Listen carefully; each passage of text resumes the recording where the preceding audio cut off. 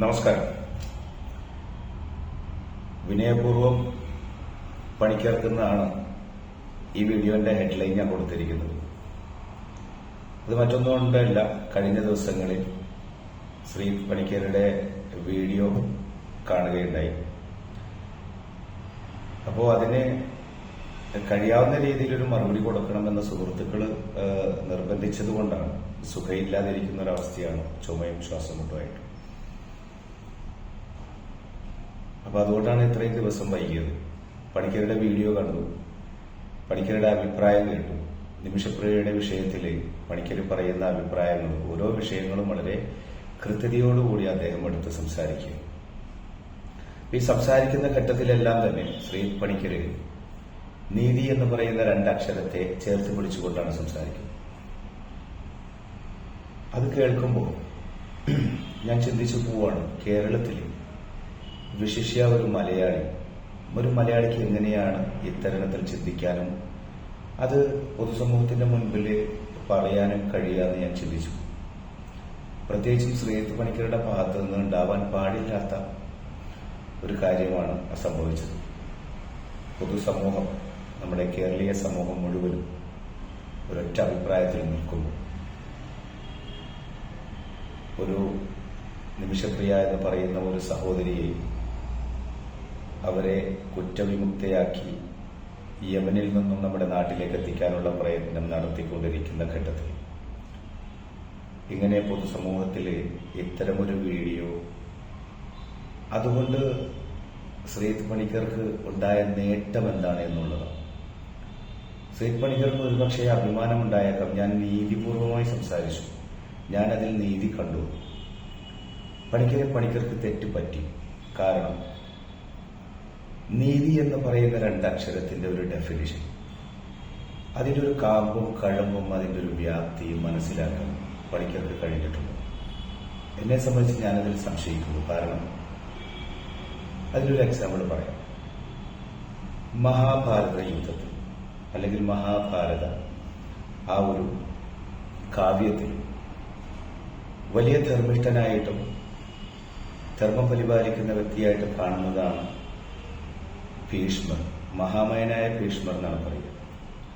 ഭഗവാൻ പരശുരാമൻ പോലും, അദ്ദേഹത്തിന്റെ ഗുരുവായ ഭഗവാൻ പരശുരാമൻ പോലും അവകാശപ്പെടുന്നത് ഭീഷ്മരുടെ ഭാഗത്തുനിന്ന് ഒരു അനീതി നിങ്ങൾക്ക് കാണാൻ കഴിയില്ല. ആ ഭീഷ്മരുടെ ജീവിതയാത്രയിലുടനീളം സംഘർഷം അനുഭവിച്ചുകൊണ്ട് മഹാഭാരത യുദ്ധത്തിന്റെ ഘട്ടത്തിൽ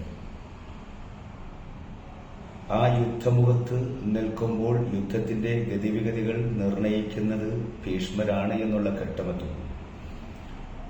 ഭഗവാൻ ശ്രീകൃഷ്ണൻ തീരുമാനമെടുക്കുക. കാരണം യുഗപരിവർത്തനത്തിന്റെ ഭാഗമായി, ദൈവികമായിട്ടുള്ള ഒരു ഇച്ഛയുടെ ഭാഗമായി ആ സമൂഹത്തെ മുഴുവൻ ഇല്ലാതാവുകയും പുതിയൊരു യുഗപ്പിറവി ഉണ്ടാവേണ്ടതായിട്ടുള്ള ആവശ്യകതയുണ്ട് എന്നുള്ളതുകൊണ്ടും മഹാഭാരത യുദ്ധത്തിലേക്ക് എല്ലാവരെയും അതിനുള്ള സാഹചര്യം ഒരുക്കിക്കൊണ്ട് കൊണ്ടുവരികയാണ്. എന്നിട്ടും ആ യുദ്ധം അവസാനിപ്പിക്കാൻ കഴിയാത്ത അവസ്ഥാവിശേഷം വന്നിരിക്കുന്നു. മഹാമയൻ ഭീഷ്മർ അവിടെ നിൽക്കുന്നതുകൊണ്ട് ഒടുക്കൻ ഭീഷ്മരെ വധിക്കാൻ ഭഗവാൻ ശ്രീകൃഷ്ണൻ ആയുധമെടുക്കാൻ തയ്യാറാവും.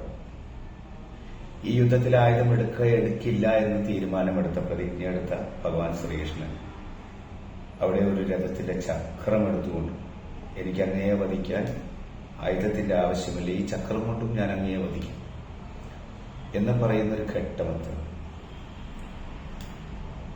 മഹാമയനായ ഭീഷ്മർ മുൻപിൽ നിൽക്കുന്ന വാസുദേവൻ എന്ന മാന്യദേഹം അതൊരു സാധാരണ വ്യക്തിയല്ല, അത് സാക്ഷാൽ ഭഗവാൻ തന്നെയാണെന്ന് തിരിച്ചറിയുന്ന ഒരു ഘട്ടമാണ്. ആ ഘട്ടത്തിൽ മഹാമയനായ ഭീഷ്മർ ശ്രീകൃഷ്ണനോട് ചോദിക്കുന്നുണ്ട്, ഞാൻ എന്നെ വധിക്കാൻ അങ്ങയുടെ പ്രതിജ്ഞ പോലും നിറവേറ്റാതെ എന്നെ വധിക്കാൻ അങ്ങ് തീരുമാനമെടുക്കുന്നു. ഞാൻ എന്തോ ഒരു വലിയ തെറ്റ് സംഭവിച്ചതായി എനിക്ക് മനസ്സിലാക്കാൻ കഴിയും. അല്ലയോ വാസുദേവ, അങ്ങ് എനിക്ക് പറഞ്ഞു തന്നാൽ ഞാൻ എന്റെ ജീവിതത്തിൽ മുഴുവനും ധർമ്മമനുസരിച്ചാണ് ഞാൻ ജീവിച്ചത്, നീതി അനുസരിച്ചാണ് ഞാൻ ജീവിച്ചത്. ഞാൻ അനീതി പ്രവർത്തിച്ചിട്ടില്ല. ഇത് പറയുമ്പോൾ സുരേഷിന് ഒറ്റ വാക്കിലും മറുപടി പറയും. അല്ലയോ മഹാമേ, അങ്ങയുടെ പ്രശ്നം അജ്ഞാനമാണ്. നോക്കണം, വലിയ ജ്ഞാനിയായി ഇത്രയും കാലം വലിയ ജ്ഞാനിയാണെന്ന ഒരു തരത്തിലുമുള്ള അഹങ്കാരവുമില്ലാതെ വലിയ ജ്ഞാനിയാണെന്നുള്ള വിശ്വാസത്തിൽ ജീവിച്ച മഹാമയനായ ഭീഷ്മരോട് പറയുന്നു, അങ്ങയുടെ പ്രശ്നം. അപ്പോ അതിനിടയിൽ പോകുന്നു. മഹാമയൻ ഭീഷ്മരുടെ ഇത്രയും കാലം അദ്ദേഹം ജ്ഞാനിയാണെന്ന് വിചാരിച്ചെടുത്തു ഭഗവാൻ ശ്രീകൃഷ്ണൻ പറയുന്ന ഒരൊറ്റ വേടാണ്, അജ്ഞാനമായിരുന്നു അങ്ങയുടെ പ്രശ്നം. കാരണം അങ്ങയുടെ പ്രതിജ്ഞ സ്വന്തമായി എടുത്ത ഒരു പ്രതിജ്ഞ സമൂഹത്തിന്റെ ദൂരവ്യാപകമായ ഭാവി അത് മുന്നിൽ കാണാൻ കഴിയുന്ന ഒരു വ്യക്തിയായിട്ട് പോലും തന്റെ പ്രതിജ്ഞയിൽ നിന്നും തനിക്ക് അണുവിട നീങ്ങാൻ കഴിഞ്ഞില്ല. അതൊരു ക്വാളിറ്റിയാണ്. പക്ഷേ എങ്കിൽ കൂടിയും സമൂഹത്തിന് ദോഷകരമാകുന്ന ഒരു പ്രതിജ്ഞയും സ്വീകരിക്കാൻ പാടില്ല എന്നുള്ളൊരു തത്വം തന്നെ അതിനകത്ത് പറയുന്നുണ്ട്. നോക്കണം, മഹാമയൻ ഭീഷ്മർ നീതി എന്ന രണ്ടക്ഷരം മുറുകെ പിടിച്ച് ജീവിച്ചയാളാണ്. അദ്ദേഹം നീതിയല്ല പ്രവർത്തിച്ചത്, അദ്ദേഹം അനീതി പ്രവർത്തിച്ചു എണ്ണി പറയുന്നുണ്ട് ഭഗവാൻ ശ്രീകൃഷ്ണൻ. അത്രത്തോളം വരൂല്ലോ ശ്രീ പണിക്കരെ. നിങ്ങൾ അന്നും ഇന്നും ലോകത്തിന് തന്നെ ഏറ്റവും വലിയ ഗുരുവായി പരിഗണിക്കപ്പെടുന്നു ഗുരു ദ്രോണർ. ഇതേ യുദ്ധത്തിന്റെ സമയത്ത് തന്നെ അദ്ദേഹത്തോടും ഭഗവാൻ ശ്രീകൃഷ്ണൻ പറയുന്ന വാക്കാണ്. അദ്ദേഹം ധർമ്മമനുസരിച്ചാണ്, നീതി അനുസരിച്ചാണ് ജീവിച്ചതും പ്രവർത്തിച്ചതുമല്ല. ആ സമയത്ത് ഭഗവാൻ ശ്രീകൃഷ്ണൻ അദ്ദേഹത്തോട് പറയും, അങ്ങൊരു യഥാർത്ഥ ഗുരുവല്ല. കാരണം എന്താണെന്ന് ചോദിക്കുമ്പോൾ പറയും, അങ്ങ് വിദ്യ അഭ്യസിച്ചിട്ട് വിദ്യ പകർന്നു നൽകിയിട്ട് അതിനങ്ങ് ദക്ഷിണയായി സ്വീകരിച്ചത് പ്രതികാരമാണ്. അങ്ങ് നല്ലൊരു ഗുരുവല്ല ഗുരു ദ്രോണരെ എന്നാണ് പറയുന്നത്. നോക്കണം, ഗുരു ദ്രോണരുടെ നീതി എവിടെ ചെന്ന് അവസാനിച്ചത്. ഇനി മറ്റൊരു കഥാപാത്രമാണ് കർണൻ. ഈ വൈകർത്തനൻ കർണൻ എന്ന് പറയുന്ന കഥാപാത്രം ധർമ്മമനുസരിച്ച് ജീവിച്ചയാൾ, നീതിപൂർവമായി പ്രവർത്തിച്ചയാൾ. മഹാഭാരത യുദ്ധത്തിന്റെ സമയത്തും അദ്ദേഹത്തെയും ഉണർത്തുന്നത് ഭഗവാൻ ശ്രീകൃഷ്ണൻ ഉണർത്തുന്നത്, നിങ്ങൾ അനീതി പ്രവർത്തിച്ചു. എന്താണ് കാരണം? ജീവിതകാലം മുഴുവൻ സൂതപുത്രനെന്ന് ആ വിളി കേട്ട് നിങ്ങൾക്ക് ദൈവികമായി നിങ്ങൾക്ക് ലഭ്യമാക്കപ്പെട്ടിട്ടുള്ള കഴിവുകളും അനുഗ്രഹങ്ങളും നിങ്ങൾ പൊതുസമൂഹത്തിനു വേണ്ടി നിങ്ങൾ പ്രവർത്തിച്ചില്ല. നിങ്ങൾ പുതിയൊരു സമൂഹത്തിന് നിങ്ങൾ വാർത്തെടുത്തില്ല. ദൈവത്തിന്റെ അനുഗ്രഹം നിങ്ങൾ സപ്ലൈ ചെയ്തില്ല. പകരം നിങ്ങൾ എന്ത് ചെയ്തു? നിങ്ങളുടെ ശിരസ് നിങ്ങൾ ദുര്യോധനന്റെ കാൽ കീഴിൽ വെച്ചു. അനീതിയാണ് നിങ്ങൾ പ്രവർത്തിച്ചത്. നോക്കണം, അത്രത്തോളം വരുമല്ലോ പണിക്കർക്ക് നീതി എന്ന രണ്ടക്ഷരത്തിന്റെ ഊടും പാവും അതിന്റെ കാമ്പും കഴമ്പും അതിന്റെ വ്യാപ്തിയും മനസ്സിലാക്കാൻ ഇനിയും ഏറെ സഞ്ചരിക്കേണ്ടിയിരിക്കും. പ്രത്യേകിച്ചും ആത്മീയമായ സഞ്ചാരം അതിനകത്ത് അനിവാര്യമാണ്. കാരണം ശ്രീ പണിക്കർ അനീതി പ്രവർത്തിച്ചു. ഈ നിമിഷപ്രിയയുടെ വിഷയത്തിൽ സാമാന്യ ബോധമുള്ള ഒരു വ്യക്തിക്ക് മനസ്സിലാവും, ഇത് കേരളത്തിലോ അല്ലെ ഇന്ത്യയിലോ നിയമപ്രകാരം നടക്കുന്ന കാര്യമല്ല. എല്ലാ ഇസ്ലാമിക രാഷ്ട്രങ്ങളിലും തെറ്റ് ചെയ്തവർക്ക് പ്രായശ്ചിത്തത്തിന് അനുവാദമാണ്.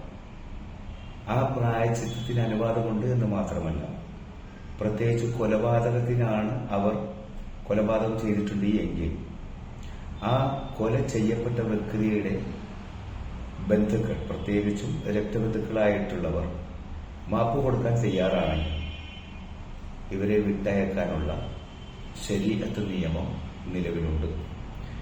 അതുകൊണ്ട് തന്നെ നിമിഷപ്രിയക്ക് 100% അവർക്ക് ദിയാദനം ആ കുടുംബം വാങ്ങിച്ച് അവർ മാപ്പ് കൊടുക്കുകയാണെങ്കിൽ നിമിഷപ്രിയയെ തിരിച്ച് നമുക്ക് നാട്ടിലേക്ക് എത്തിക്കാം. ജീവനോടുകൂടി നമ്മുടെ ആ സഹോദരിയെ എത്തിക്കാൻ കഴിയും. അതിനുള്ള പ്രവർത്തനം ഗവൺമെന്റ് തലത്തിൽ കഴിഞ്ഞ കുറെ കാലങ്ങളായിട്ട് നടന്നിട്ടുണ്ടാവും. പക്ഷേ ഗവൺമെന്റിന് ഇത്തരം പ്രവർത്തനങ്ങൾ നടത്തുന്നതിന് പരിമിതിയുണ്ട്. അവിടുത്തെ കോടതി നിയമങ്ങളിൽ കയറി കളിക്കാൻ കഴിയില്ല. അതുകൊണ്ട് തന്നെ അവിടുത്തെ കോടതി വിധി പ്രഖ്യാപിച്ച ഒരു വിഷയത്തിൽ ചെയ്യാൻ കഴിയുന്ന ഒരേ ഒരു കാര്യം ആ കുടുംബവുമായിട്ട് നേരിട്ട് ബന്ധപ്പെടുക. അതിന് സാധാരണ രീതിയിലുള്ള ഇവിടുന്ന് കുറെ ആളുകൾ യമനിൽ പോയി ആ കുടുംബവുമായിട്ട് ബന്ധപ്പെട്ടിട്ട് ഒരു കാര്യമില്ല. പകരം എന്താണ്, ആ കുടുംബം ആത്മീയമായ രീതിയിൽ അല്ലെങ്കിൽ വിശ്വാസത്തിന്റെ അടിസ്ഥാനത്തിൽ ഏറെ ബഹുമാനം കൊടുക്കുന്ന വ്യക്തിത്വങ്ങൾ അവിടെയുണ്ട്. പണ്ഡിതന്മാർ, പ്രത്യേകിച്ചും സൂഫി വിഭാഗത്തിൽ വരുന്ന പണ്ഡിതന്മാർ. ഈ സൂഫി എന്ന് പറയുന്ന വിഭാഗത്തിനൊരു പ്രത്യേകതയുണ്ട്, എനിക്ക് അത് മനസ്സിലാക്കുക. സൂഫി വിഭാഗത്തിലുള്ള പണ്ഡിതന്മാർ, സൂഫി വര്യന്മാർക്ക് അവർക്ക് ജാതി മത ഭേദമില്ല. അവർക്ക് മുന്നിലുള്ളതെല്ലാം അവരോടൊപ്പം തന്നെ ചേർത്ത് നിർത്തി പ്രവർത്തിക്കാൻ കഴിയുന്ന ആളാണ്. അതിൽ ഉയർച്ചയും താഴ്ചയും ഒന്നുമില്ല. സൂഫി വിഭാഗം അവർ പ്രകൃതി മുഴുവൻ നിറഞ്ഞു നിൽക്കുന്ന ആ ഒരു അവസ്ഥയിലാണ്. ഒരു വല്ലാത്തൊരു ഫനായിന്റെ ഒരു അവസ്ഥയാണ്. അപ്പൊ സൂഫി വിഭാഗക്കാർക്ക് ഏത് മതത്തിൽപ്പെട്ടവരാണെന്ന് ഒരിക്കലും അവർ നോക്കൂല. അവർക്ക് ചെയ്യാൻ കഴിയുന്നവർ ചെയ്യും. കാരണം ജീവിതത്തിന്റെ അർത്ഥം തന്നെ സഹജീവികളോട് കരുണ കാണിക്കുക, സഹജീവികൾക്ക് വേണ്ടി പ്രവർത്തിക്കുക എന്നുള്ളതാണ്. അതുകൊണ്ട് തന്നെ അവിടുത്തെ നിയമം അനുശാസിക്കുന്ന രീതിയിൽ നിമിഷപ്രിയക്ക് ഫ്രീ ആയി പുറത്തേക്ക് വരാനുള്ള സാഹചര്യമുണ്ട്, സാധ്യതയുണ്ട്. ആ സാധ്യത ഇവിടെ എ പി അബൂബക്കർ മുസ്ലിയാർ എന്ന് പറയുന്ന കാന്തപുരം എ പി ഉസ്താദ് വഴി അത് നടക്കാനുള്ള സാഹചര്യം ഒരുങ്ങിയപ്പോൾ നിങ്ങളുടെ രക്തം തിളച്ചത് ശരിയായില്ല പണിക്കരെ. എന്ത് തന്നെ പറഞ്ഞാൽ പണിക്കരുടെ നാവ് ഉയർന്നത് കാന്തപുരം എ പി അബൂബക്കർ മുസ്ലിയാർ ഇതിൽ ഇടപെട്ടു എന്നറിഞ്ഞതിന് ശേഷമാണ്. നിങ്ങൾ നിമിഷപ്രിയക്കൊപ്പമല്ല എന്ന് പറയുമ്പോൾ നിങ്ങൾ എന്താ ചിന്തിച്ചത്? കേരളം മുഴുവൻ നിങ്ങളോടൊപ്പം നിൽക്കുന്നു. നിങ്ങൾ നിമിഷപ്രിയക്കൊപ്പം നിന്നില്ലെങ്കിൽ ഇവിടെ ആർക്ക് എന്ത് ചെയ്തു? പക്ഷെ നിങ്ങൾ മനസ്സിലാക്കേണ്ട ഒന്നുണ്ടായിരുന്നു. നിങ്ങൾ ഈ പറയുന്ന നീതി, ആ നീതിക്ക് ഏറ്റവും നല്ല നീതി നിങ്ങൾ മൗനം പാലിക്കുകയായിരുന്നു. നിങ്ങളോടൊപ്പം തന്നെ നിങ്ങളുടെ സുഹൃത്തായിട്ട് പ്രവർത്തിക്കുന്ന വ്യക്തിയാണല്ലോ രാഹുൽ ഈശ്വർ. ആ വിഷയത്തിൽ രാഹുൽ ഈശ്വറിന്റെ നിലപാടെന്തായിരുന്നു? കഴിഞ്ഞ കുറെ ദിവസങ്ങളായിട്ട് നിങ്ങൾ പറഞ്ഞ വിഷയത്തിൽ കേരളീയ സമൂഹത്തിൽ എത്രയോ ആളുകളുടെ വെറുപ്പ് നിങ്ങൾ സമ്പാദിക്കേണ്ടി വന്നു. അതുകൊണ്ട് നിങ്ങൾക്കുണ്ടായ നേട്ടം എന്താണ്? നിങ്ങൾ നീതിയാണ് പ്രവർത്തിച്ച് ഞാൻ നീതിയാണ് സംസാരിച്ചതെന്ന് നിങ്ങൾക്ക് തോന്നിയെങ്കിൽ ആ തോന്നൽ നിങ്ങൾ മാറ്റേണ്ടിയിരിക്കുന്നു. നിങ്ങൾ നീതിയല്ല നിങ്ങൾ പറഞ്ഞതും പ്രവർത്തിച്ചതും. അതുകൊണ്ട് ശ്രീ പണിക്കർക്ക് ചെയ്യാൻ കഴിയുന്ന ഒരു നീതിയുണ്ട്. നിങ്ങൾ നീതി മുറുകെ പിടിക്കുന്നവരാണ് എങ്കിൽ നിങ്ങൾക്ക് ചെയ്യാൻ കഴിയുന്ന ഒരു നീതിയുണ്ട്. എന്താണ് ആ നീതി എന്നത്? പൊതുസമൂഹത്തിനോട് മാപ്പ് പറയും. നിമിഷപ്രിയരോടും അവരുടെ കുടുംബത്തോടും നിങ്ങൾ ഇതേ രീതിയിൽ തന്നെ ഓൺലൈനിൽ ഇരുന്നുകൊണ്ട് നിങ്ങൾ മാപ്പ് പറയും. ഏറ്റവും നല്ല നീതി അതാണ്. അതിനു വേണ്ടിയിട്ട് നിങ്ങളെ ദൈവം നല്ല രീതിയിൽ നിങ്ങൾക്ക് ബോധോദയം ഉണ്ടാക്കി തരട്ടെ എന്ന് ഞാൻ ആശംസിക്കുക. അതുകൊണ്ട് നീതിയെ പിടിച്ചു കളിക്കേണ്ട, നീതി അവിടെ നിൽക്കട്ടെ. ഇനി അടുത്ത വിഷയത്തിലേക്ക് വരാം. നിങ്ങൾ പറയുന്ന ഓരോ പോയിന്റ്സും ഇപ്പൊ കഴിഞ്ഞ ദിവസങ്ങളിലൊക്കെ ഈ സജി മാർക്കോസ് അടക്കമുള്ള ആളുകൾ ആ വിഷയം വളരെ കൃത്യമായിട്ട് പറഞ്ഞു. സുനിത ദേവദാസിന്റെ ചാനലിൽ വളരെ കൃത്യമായിട്ട് പറഞ്ഞു. ഒരു ഈ പത്രത്തിൽ വന്ന വാർത്തയെ ബേസ് ചെയ്തിട്ടാണ് നിങ്ങൾ അതിനകത്ത് കല്ലെന്നെല്ലാം വേർതിരിക്കുന്നത്. ഓരോ സംസാരിക്കുന്ന ഓരോ വിഷയവും നിങ്ങളെടുത്ത് ഉദ്ധരിച്ച് അതിനകത്തുള്ള പ്രശ്നങ്ങളും ഒക്കെ എടുത്തു പറഞ്ഞിട്ടുണ്ട്. എന്റെ സുഹൃത്തെ, നിങ്ങൾ അവരുമായി സംസാരിച്ചിട്ടില്ല. നിങ്ങൾക്ക് അവരുടെ അവസ്ഥ എന്താണെന്ന് നിങ്ങൾക്കറിയില്ല. നിങ്ങൾക്കിതിന്റെ യാഥാർത്ഥ്യം അറിയില്ല. യാഥാർത്ഥ്യം അറിയാതെ കുരുടൻ ആനയെ കാണാൻ വേണ്ടി പോയ മാതിരത്തെ ഒരു അവസ്ഥ. ഈ അവസ്ഥയിലാണ് നിങ്ങൾ നീതി പറയുന്നത്. പണിക്കരെ അബദ്ധമാണ് പണിക്കർക്ക് സംഭവിച്ചത്. ഞാൻ ഇത്തരത്തിലുള്ള വീഡിയോ ഒന്നും ചെയ്യുന്ന ആളല്ല. ഞാനങ്ങനെ ചെയ്യാറുമില്ല. അപ്പൊ കഴിഞ്ഞ കുറച്ച് നാളുകളായിട്ട് ചില വിഷയങ്ങളിൽ ഞാൻ എന്തെങ്കിലും പറയും എന്നുള്ളത് കൊണ്ട് ചില സുഹൃത്തുക്കൾ എന്നെ വിളിച്ചു പറഞ്ഞു ഈ വിഷയത്തിൽ എന്തെങ്കിലും ഒരു അഭിപ്രായം പറയണമെന്ന് പറഞ്ഞതുകൊണ്ടാണ് ശ്രീ പണിക്കർക്ക് നീതി എന്താണെന്നുള്ളതിന്റെ ഒരു എക്സാമ്പിൾ ഞാൻ പറഞ്ഞത്. കാരണം എന്താണെന്ന് വെച്ചാൽ ഈ തസവുമായി ബന്ധപ്പെട്ടു, അതായത് സൂഫിസവുമായി ബന്ധപ്പെട്ടു, ത്വരീകത്തുമായി ബന്ധപ്പെട്ടു പ്രവർത്തിക്കുന്ന ആയിരക്കണക്കിന് ലക്ഷക്കണക്കിന് ഒരാളാണ് ഞാനും. ഞാൻ ത്വരീകത്തുമായി ചേർന്ന് നിന്ന് പ്രവർത്തിക്കും.